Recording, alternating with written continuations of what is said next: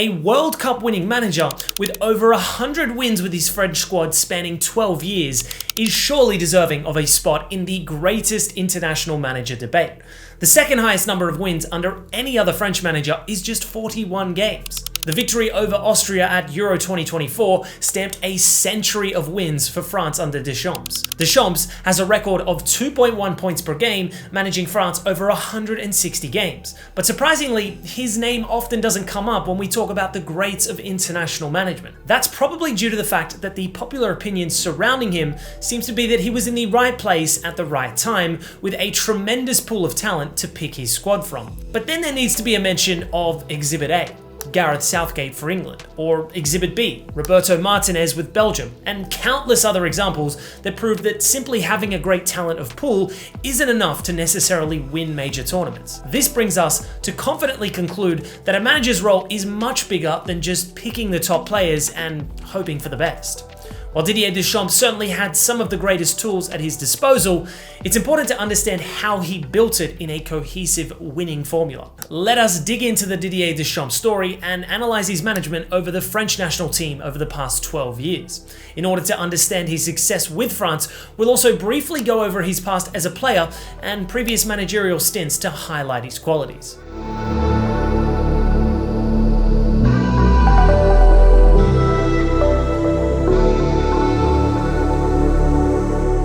Deschamps may not have been as good as Busquets in terms of technical quality, but they have one thing in common across their careers. Their roles were such that their contributions on the pitch would often go under the radar. Deschamps was often called the water carrier in his team back then for his crucial destroyer role.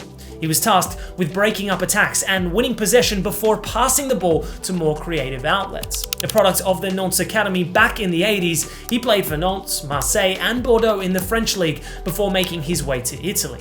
There, he spent 5 years playing for Juventus before moving to Chelsea, followed by Valencia. Playing in 4 of the top 5 European leagues, Deschamps won a lot of major titles and picked up winning instincts in his early days. He made history with Marseille in 1993 for being part of the first French team to win the Champions League. As of today, that is the only French club to have European glory. But the biggest moment of his playing career was the 1998 World Cup victory, followed by winning the Euros 2 years later. He even picked up the French Footballer of the Year award in 1996.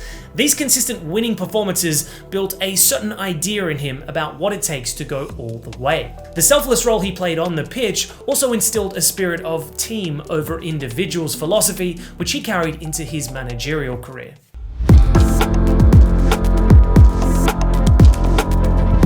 Deschamps retired in July 2001 and immediately sought out a position in management. AS Monaco came calling and he took charge the same month he retired as a player. He performed admirably for someone with no prior management experience and led Monaco to a league title in the 2002-03 season. The very next season, he unexpectedly reached the Champions League final, but lost out to Mourinho's iconic Porto team.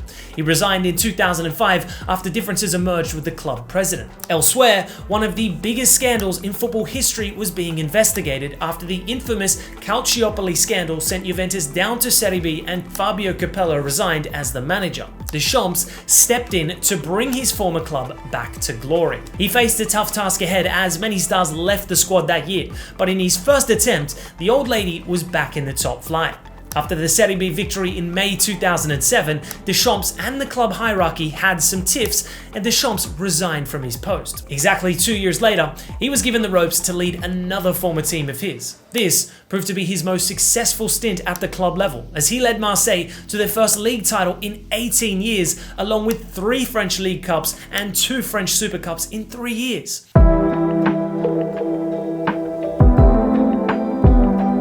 In 2012, Laurent Blanc resigned as the French national team manager and Deschamps was brought in to replace him. At this point, he had a decade's worth of managerial experience and had done quite well so far. The first test of his international management career came in the 2014 Brazil World Cup. Les Bleus crashed out in the quarterfinals of the tournament, but showed promising signs under their new coach. Deschamps did have a role model in Aimé Jacquet, the French manager from their 1998 World Cup victory.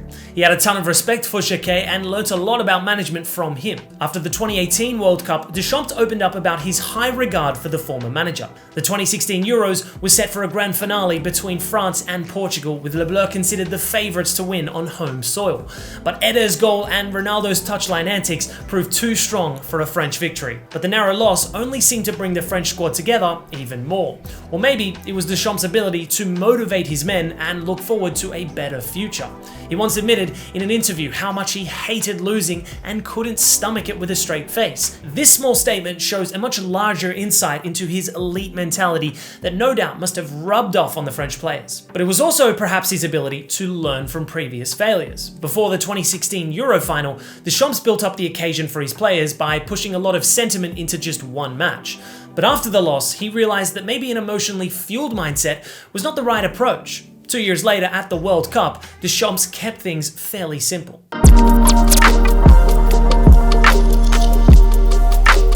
The exponential rise of Kylian Mbappe before the tournament provided the French team with a dangerous tool up front.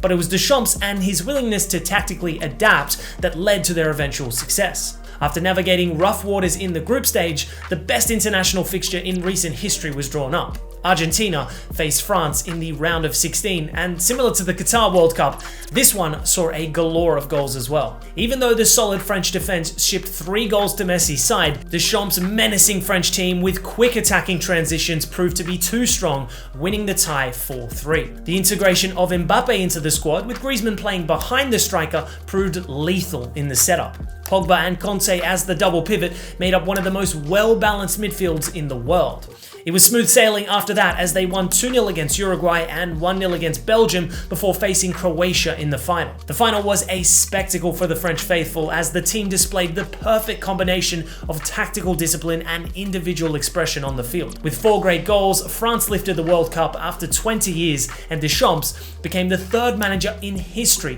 to win the trophy as a player and manager. Another underrated quality on Deschamps' part is his ability to manage egos in the locker room. You barely ever hear any rumours of unsettlement from the French camp, even though the squad has always been brimming with top talent. The varying qualities and skill sets of different French players over the years have correspondingly been put to use under different tactical setups by Deschamps. The popular opinion about creating an identity of playstyle and sticking to it is much more highly regarded than tactics that can adapt and facilitate different kinds of players. While the French manager might not be the Guardiola of international management, his unappreciated ability lies in tailoring tactics around the strengths of his players, which also converts into adapting well when coming up against different teams and styles of play. The use of impact subs on the right occasions show his understanding of how a game is unfolding. The most recent example of this was in the 2022 World Cup final when France were down by 2 goals inside the first 36 minutes. He didn't hesitate in pulling out Giroud and Dembele in favour of Kolo Muani and Thuram 4 minutes before half-time. While the manager has had a fair share of pragmatic labels on his tactics, the defensive discipline of the French side is one of the best in the world. Imagine if France had ended up winning the 2022 World Cup, which isn't a far-fetched thought if Martinez doesn't make that save. Surely Deschamps would be popularly considered as one of the best international managers ever.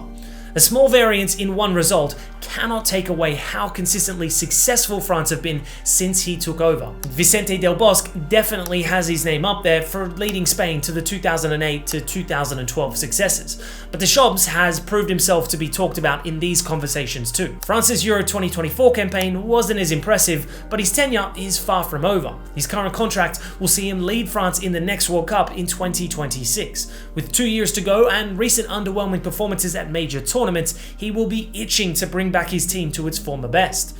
Given the fact that France is producing a variety of great talents, it wouldn't be a surprise to see them as favourites 2 years from now. Do you think any other manager tops the legacy of Didier Deschamps? Let us know your thoughts below.